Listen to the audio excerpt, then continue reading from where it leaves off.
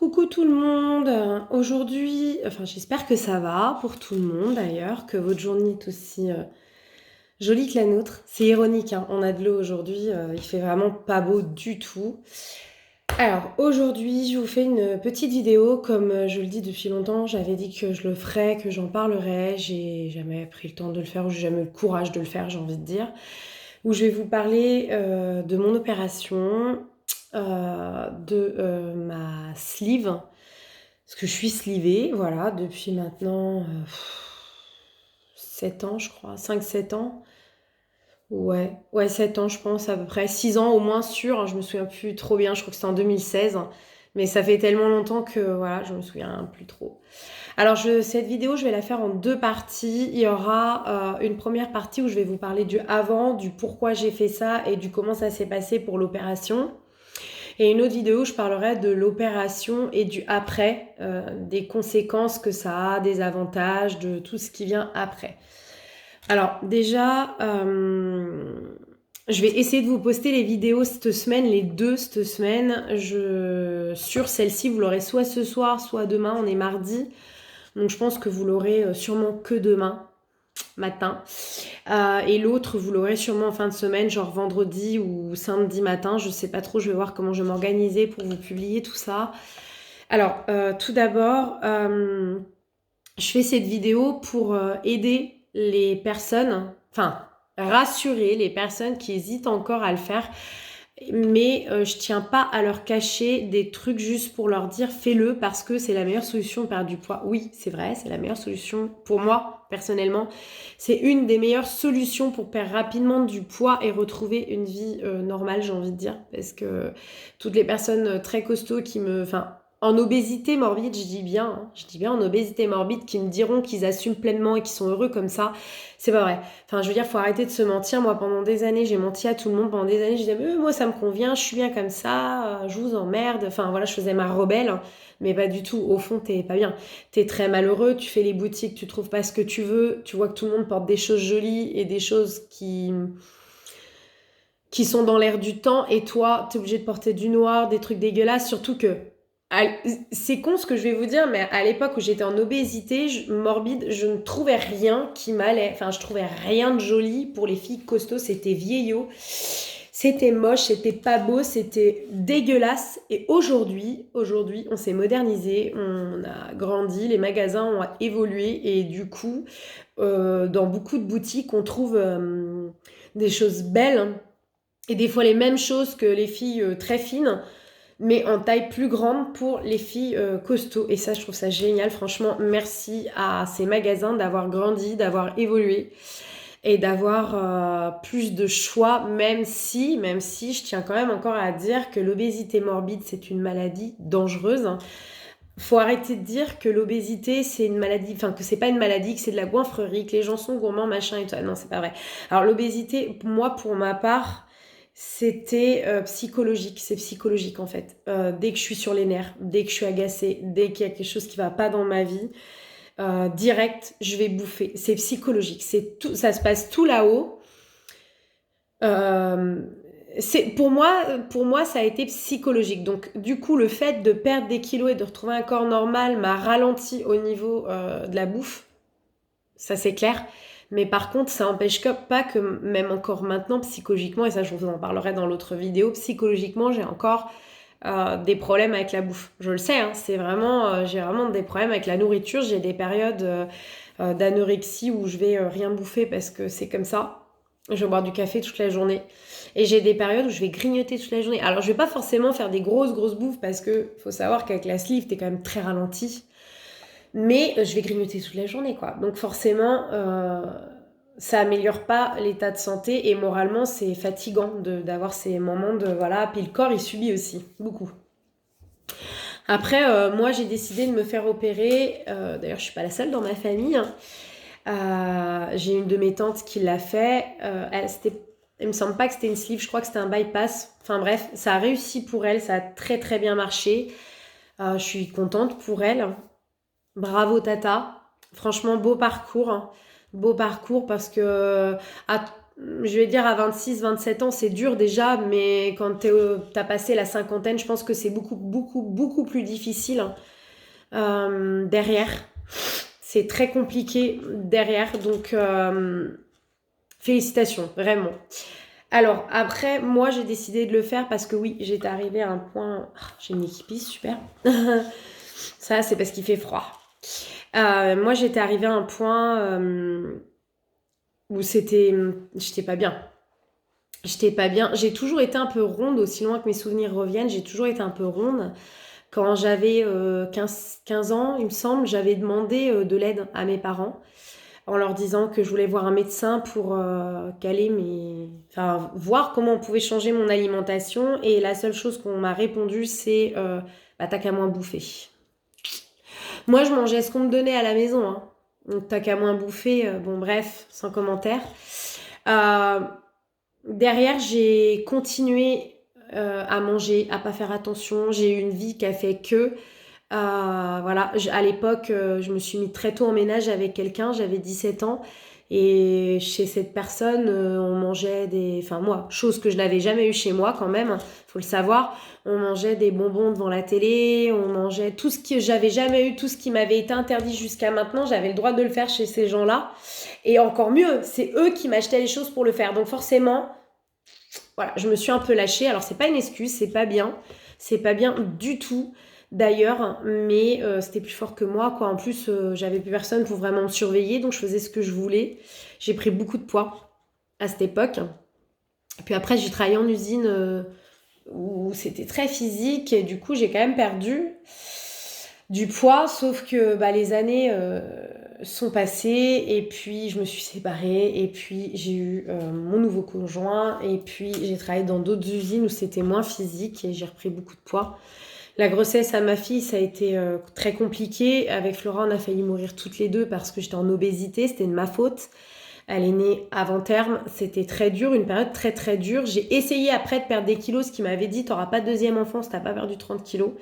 Sauf que c'est dur de faire par soi-même quand on se sent seul, qu'on n'est pas motivé, qu'on est loin de tout et de tout le monde. Et qu'en plus, Flo avait beaucoup de difficultés à dormir au début, donc ça a été très dur pour moi. J'allais courir et tout, mais j'arrivais pas, j'avais aucune motivation. Je me forçais à le faire, mais quand je montais sur la balance et que je voyais que j'avais perdu que 200 grammes en un mois d'effort, bah t'as plus envie, tu t'arrêtes quoi. Tu te dis, bah ça sert à rien, de toute façon, 200 grammes en un mois d'effort, tu te rends compte les années qu'il va me falloir pour perdre mon poids, autant je reste comme ça quoi. Et je m'étais cantonnée à ça pendant des années, je suis restée comme ça, j'ai continué à bosser, j'ai pris du poids, je suis montée à 122 kilos. Et puis sur les réseaux sociaux, j'ai retrouvé une connaissance de jeunesse qui avait eu les mêmes soucis que moi, qui avait pris beaucoup de poids avec les années et qui là était un mannequin. Et je me suis dit, oh là, mais qu'est-ce qu'elle a fait pour en arriver là? Parce qu'il y a 6 mois, j'ai vu des photos d'elle il y a 6 mois, elle faisait au moins 130 kilos, quoi. Enfin, tu sais, je me disais, putain, la vache, comment elle a fait? Donc, j'ai pris contact avec elle et elle m'a dit, écoute, on va se rencontrer chez tes parents et puis on en discute et je t'expliquerai ce qui s'est passé. Elle m'a tout expliqué. Elle m'a dit qu'elle s'était slivée, qu'elle avait rencontré un très bon chirurgien. Je lui ai dit oui, la sleeve c'est bien, mais moi, de ce que j'entends à la télé, il faut quand même au moins 1 an avant qu'il décide de t'opérer, quoi. Et encore, si t'es éligible à ça, entre guillemets. Elle me dit non, tu verras, avec lui, ça se passe pas du tout comme ça. Donc, j'ai pris contact avec ce chirurgien. Donc, c'est à Châtellerault, à la clinique de l'Europe. Je vous remettrai tout ça en barre d'infos pour que vous puissiez le contacter. C'est le docteur Alamovic. Il fait des vidéos sur YouTube des sleeves. Alors, pour toutes celles qui sont déjà slivées, vous pouvez aller voir ou qui n'ont pas de poids à perdre. Par contre, pour toutes celles qui voudraient se sliver dans l'avenir, je vous déconseille fortement d'aller voir les vidéos parce que ça va vous rebuter et ça va vous faire très peur. C'est assez barbare comme technique. Les vidéos sont quand même assez gore en fait. Ça a été filmé dans le ventre de patients, donc c'est assez particulier. Après, moi, j'ai pas regardé ces vidéos. J'ai pris contact avec ce monsieur au mois de décembre. Je me souviens, on devait être le 24 décembre ou un truc comme ça. Le matin, quoi, les hôpitaux travaillent, le chirurgien travaillait. Et j'ai appelé et à son secrétariat, on m'a dit oui, bah écoutez, vous venez le 15 janvier. J'avais rendez-vous même pas 3 semaines après, quoi. déjà, j'étais surprise parce qu'un chirurgien, en général, tu as 6 mois d'attente avant d'avoir un chirurgien, donc j'étais très surprise. Quand je suis arrivée là-bas, j'ai eu mon rendez-vous. Il m'a dit, bah voilà, ça va se passer comme ça. Moi, je te propose la sleeve, parce qu'il te propose plusieurs techniques. Il y a d'autres techniques, hein. Il y a d'autres opérations, il y a le bypass, mais le bypass, quand on est plus jeune, il le propose pas tout de suite parce que c'est une opération très lourde. Le bypass, c'est vraiment encore plus lourd que la sleeve. C'est extrêmement lourd, hein. Donc, du coup, il me l'a pas proposé. Il m'a dit, je te propose la sleeve. Et donc, du coup, quand je suis allée le voir, j'ai posé plein de questions. Donc, premier rendez-vous, vous posez plein de questions. Il vous dit tous les rendez-vous que vous avez à faire, hein. Et il vous dit, voilà, maintenant ça va se passer comme ça. Tu fais tes rendez-vous, tu as tant de temps pour les faire et tu reviens vers moi. Donc, moi, j'avais 2 mois à peu près pour faire mes rendez-vous. Alors, tout d'abord, j'ai fait un premier rendez-vous... Alors attendez, c'était quoi le premier rendez-vous? Ah oui. Alors, avec un cardiologue, tu fais un électrocardiogramme au repos. T'en fais un en action. Donc, ils te font faire du vélo pendant 20 minutes avec ton appareil pour vérifier que tout va bien. Ensuite, toujours avec le cardiologue, on te pose un appareil pour 24 heures sur toi pour vérifier si tu fais de l'apnée du sommeil. Alors, celui-ci, l'examen était un peu foiré parce que je travaille le lendemain. Et comme toujours, quand je travaille le lendemain et que je suis du matin, je dors très très mal la nuit. Et là, j'ai très mal dormi. Ils ont dû avoir que 2 heures de séquence sur l'appareil. 2 heures, c'est pas beaucoup, c'est vraiment très peu. Trop peu, mais il m'a dit c'est pas grave, on va garder les 2 heures et ça ira bien comme ça. Bon. Ensuite, vous passez une échographie du ventre où on vérifie qu'il n'y a pas de souci dans votre ventre en fait. Et ensuite, j'avais une radio des poumons. Donc là, pareil, il vérifie que tout va bien. Donc moi, pour l'instant, à part le test pour l'apnée du sommeil, tout le reste, je l'avais réussi. Ça se passait très bien. Et ensuite, vous avez un bilan sanguin complet à faire. Donc là aussi, tout allait bien. Et après, le chirurgien demande à ce que vous fassiez une fibroscopie. Alors la fibroscopie, on l'a fait chez lui à Châtellerault. Il veut que ce soit fait là-bas. C'est le pire examen que j'ai pu faire dans ma vie, c'est ça. C'est horrible. Vous arrivez à jeun, ils vous endorment pas, ils vous enfoncent le tuyau dans la gorge et ils vont voir votre estomac. Et c'est horrible. Franchement, ça dure très peu de temps, mais c'est horrible. Mais en fait, c'est votre passe pour la sleeve. Parce que si cet examen, on le réussit pas, enfin, cet examen est pas bon, ou qu'on n'y arrive pas, ou qu'il y a quoi que ce soit, il n'y a pas de sleeve, hein. La question se pose pas, il n'y a pas de sleeve. Moi, je voulais trop ma sleeve, donc du coup, j'ai serré les dents. Enfin, c'était compliqué, mais j'ai réussi quand même. Enfin, ça l'a fait, quoi. Résultat réussi, donc pas de problème pour la sleeve. Ensuite, vous rencontrez avec ce chirurgien-là, vous rencontrez 2 fois la psychologue, et c'est elle qui donne le feu vert. Alors, il a besoin que de 2 séances avec la psy. Parce que lui, il estime qu'il n'y a pas vraiment besoin de faire plus de séances pour savoir si une personne en a besoin ou pas. Et c'est un chirurgien qui pratique ses opérations souvent et tous les jours et qui estime que plus on traîne en longueur chez les gens et plus les gens changent d'avis et souhaitent ne plus se sliver. Le problème, c'est que c'est quand même leur vie qui est en jeu, leur santé qui est en jeu.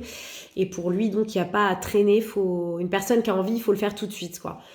Après, vous rencontrez 2 fois la nutritionniste où elle va vous parler de votre alimentation après et voir vos habitudes actuelles. Et puis vous revenez avec tous vos résultats d'examen pour un rendez-vous avec le chirurgien. Alors moi, ce rendez-vous, il était début mars, me semble. Et le chirurgien, quand il m'a vu au rendez-vous, il a regardé tous les examens. Il me dit, bah là, à la fin du mois, tu rencontres l'anesthésiste et je t'opère le 4 avril. Alors, je lui ai dit, non, mais ça va pas être possible parce que moi, mon contrat se finissait fin avril. Et alors, comme tous les chirurgiens, il y a des honoraires chirurgiens. Et moi, je voulais payer en une seule fois mes honoraires chirurgiens. Donc, je lui avais dit, je veux aller à la fin de mon contrat. Il a respecté et du coup, il m'a opéré le 5 mai de cette année-là. Donc, ça doit être le 5 mai 2016, il me semble. Je revérifierai, je vous dirai. Il m'a opéré et j'ai fini mon contrat, j'ai mis l'argent de côté parce qu'en fait, ce chirurgien, cette opération, elle est remboursée, elle est prise pratiquement à 100% par la sécurité sociale, mais par contre, les honoraires chirurgiens, c'est à votre charge. Et donc là, en honoraire, on est à 200 euros d'honoraires anesthésie et 1002 honoraires chirurgiens. Donc ça fait 1400 euros à sortir. Vous comprenez pourquoi je voulais aller à la fin de mon contrat. C'est une très grosse somme, mais par contre, c'est un bel investissement, quoi. De toute façon, quel que soit le chirurgien, en général, vous payez. Donc, faut pas se leurrer, lui ou un autre. L'avantage de celui-ci, c'est que l'opération, elle est rapide. Moi, mon premier rendez-vous avec lui, c'était au mois de janvier. Mon opération, c'était au mois de mai. J'ai pas attendu 1 an pour me faire opérer. Donc bon, j'ai envie de vous dire, voilà. Alors, vous arrivez la veille de l'opération, vous n'avez pas de... Comment je vais vous dire?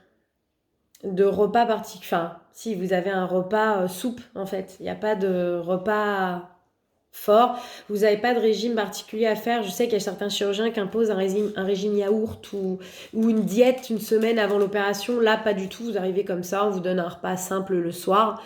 Le lendemain matin, je suis passée sur le billard. C'est un moment douloureux et difficile pour moi parce que mon conjoint n'était pas là.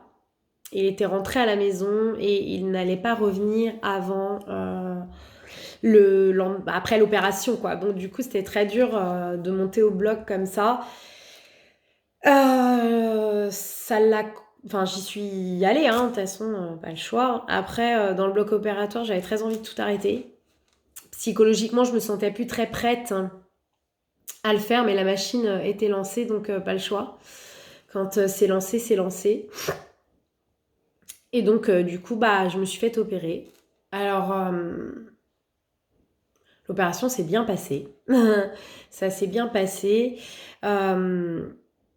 Toutes les décisions que j'ai prises pour cette opération, pourquoi je l'ai fait et tout, c'était des décisions que j'ai pas prises toute seule, sachez-le. Faut pas vous décider seul, faut vous sentir encouragé. Si vous êtes en couple, faut en parler avec votre conjoint parce que, autant vous dire que le couple, après l'opération, prend cher. Mais ça, je vous en parlerai dans l'autre vidéo parce que là, ça fait déjà 20 minutes pratiquement que je vous parle. Faites-le, franchement, faites-le. Moi, je vais vous parler du après, des conséquences, des avantages qu'il y a eu, des retours que j'ai eus et du pourquoi j'ai repris 20 kilos. Maintenant, après, 20 kilos, c'est dérisoire par rapport à ce que j'ai perdu. J'ai quand même perdu 60 kilos en 1 an. C'est énorme. Donc, ces 20 kilos, pour moi, c'est dérisoire. C'est quelque chose que je peux perdre par moi-même et que j'arriverai à perdre. J'avais déjà perdu 10 kilos, mais avec le confinement, j'ai repris. Comme je vous dis, moi, j'ai un problème de nervosité et qui fait que dès que je suis contrariée ou dès que ça va pas, voilà. Après, en soi, si vous voulez, comment je vais dire, aujourd'hui, mes mauvaises habitudes sont revenues parce que psychologiquement, je suis pas forcément bien. Mais ça, je vous en parlerai aussi dans une autre vidéo de cette maladie qui me ronge depuis déjà 4 ans, enfin 3 ans maintenant. Pas 4 ans, mais 3 ans. Ouais, ça fait 3 ans un peu plus de 3 ans que cette maladie me ronge. Et donc, je vous en parlerai. Et pourquoi j'ai repris du poids, tout ça, je vous l'expliquerai dans la prochaine vidéo où je vais parler de la sleeve. Vous m'excuserez pour la qualité de la vidéo. Je sais pas ce qu'a mon téléphone ce matin. Par moment, l'image, elle fait tu. Je sais pas pourquoi. Il m'a jamais fait ça. C'est la première fois. Donc, vous m'excuserez pour tout ça.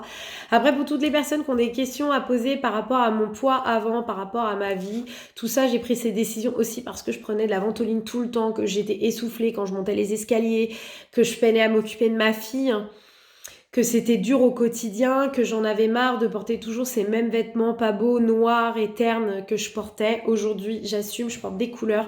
Et même si je reprenais 20 kilos encore ou 60 kilos, je porterais des couleurs parce que j'en ai marre de me cacher, j'en ai marre de devoir me cacher ou quoi que ce soit. J'ai vraiment envie d'assumer aujourd'hui mes quelques rondeurs, même si c'est dur. Voilà, je sais que mon conjoint, s'il regarde cette vidéo, il va se dire... ouais, assumer, c'est compliqué. Oui, c'est compliqué, c'est dur. Il a raison, hein, j'en chie tous les jours. Aujourd'hui, c'est dur d'assumer d'avoir repris du poids et d'être fatiguée, de devoir me justifier quand on me dit « je comprends pas, t'es slivée, ça devrait pas arriver. » Et bah c'est comme ça, c'est arrivé, j'ai repris du poids. La sleeve, je veux que vous sachiez, bien sûr, avant de vous lancer, quand on arrive en obésité morbide, il faut se lancer, il faut le faire. C'est pour votre santé, c'est important. Par contre, c'est pas irréversible. C'est-à-dire que si vous faites pas attention, bah vous reprenez du poids en fait. Et vous pouvez reprendre tout le poids que vous avez perdu. Donc c'est vraiment important de faire attention. Mais ça, je vous expliquerai tout ça. Je vous expliquerai un peu comment ça se passe après dans ma vidéo de fin de semaine où on en parlera plus en détail du après l'opération, des résultats que j'ai eus, au bout de combien de temps je les ai eus, de tout ça. Je vous en parlerai après. Mais c'est vrai que bah, c'est ceux qui sont en obésité morbide, il faut le faire, même en obésité forte, j'ai envie de dire. De toute façon, il y a un IMC pour le faire. Si vous êtes en dessous de 45, je crois, ou en dessous de 40, non, ça doit être en dessous de 40, le médecin, le chirurgien vous opérera pas. Il vous dira, vous perdez du poids par vous-même. Il faut savoir que moi, avant de me faire opérer, juste avant de me faire opérer, j'avais quand même perdu 4 kilos dans les 4 mois avant l'opération parce que psychologiquement, en fait, c'est vraiment psychologique, hein, c'est pas une connerie, c'est vraiment psychologique. En fait, mon corps s'est mis en condition de l'opération. Moi, j'avais demandé au médecin comment ça se fait que j'avais réussi à perdre 4 kilos alors que j'en perdais jamais. Et il m'a dit c'est parce que psychologiquement, ton métabolisme et ton corps s'est mis en condition pour l'opération et tu as déjà commencé à perdre ce que tu vas... Enfin, commencer à perdre ce que tu devrais perdre après pour l'opération. Je sais pas si vous avez bien compris ce que je viens de dire. C'était un peu fouillon. Mais voilà, en gros, votre corps, il va... Comme vous savez que vous allez être opéré, et ben vous allez commencer à perdre tout doucement avant l'opération. Maintenant, l'opération est quand même le meilleur moyen pour perdre bien et pour perdre vite. Avec les conséquences derrière, des conséquences que je vous en parlerai, parce qu'il y a quand même des conséquences, il n'y a pas que des avantages à cette opération. Mais je vous en parlerai dans ma prochaine vidéo. Si vous avez des questions, il ne faut surtout pas hésiter à me les poser, parce qu'il se peut que j'ai oublié des choses aujourd'hui. La nuit a été compliquée, donc je suis un peu fatiguée. Donc il se peut que je vous ai oublié des choses, voilà, si vous voulez plus du détail de pourquoi j'ai fait tout ça, pourquoi j'ai, voilà, je pense que de toute façon quand on est rendu à 122 kilos, il est grand temps de faire quelque chose, donc il n'y a pas à me poser pourquoi, quoi, ça me paraît logique de me faire opérer quand on est rendu à ce poids-là. Donc voilà, après voilà, faut pas hésiter à me poser des questions en barre d'infos ou même en privé si vous souhaitez, pour ceux qui me connaissent bien ou... Voilà, sur mon compte Instagram, je le répète, c'est juste moi, Lulu. Si vous souhaitez me poser des questions, il n'y a pas à hésiter. Je vais vraiment répondre à toutes vos questions. Vraiment, vraiment. Voilà, je crois que j'ai fait le tour de ce que j'avais à dire aujourd'hui. La vidéo est déjà très longue. Donc, je vous refais une vidéo en fin de semaine pour vous raconter la suite. Je ne vais pas laisser traîner, je vous rassure. Et puis, je vous souhaite à toutes une excellente journée, à toutes, à tous, une excellente journée. Et je vous fais des gros bisous.